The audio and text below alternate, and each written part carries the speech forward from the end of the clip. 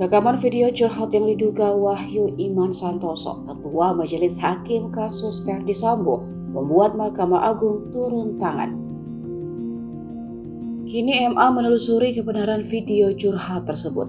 Juru bicara Mahkamah Agung Andi Samsan mengatakan, MA sudah mengecek video tersebut dan akan memeriksa Hakim Wahyu. Namun Andi menyebutkan MA akan berusaha menjaga independensi hakim tersebut. Sebelumnya, Komisi Yudisial juga mengatakan akan menelusuri kebenaran video tersebut.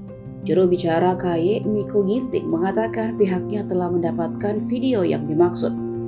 Miko menyebutkan tindak lanjut dari Komisi Yudisial nantinya ada dua, yakni pengawasan hakim dari dugaan pelanggaran kode etik dan pedoman perilaku hakim atau advokasi hakim dari upaya merendahkan kehormatan hakim.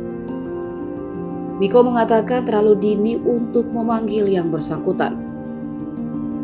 Video diduga Hakim Wahyu itu viral di TikTok beberapa hari lalu. Diketahui Wahyu merupakan Hakim Ketua perkara pembunuhan berencana terhadap Brigadir Nofriansah Yosua Huta Barat.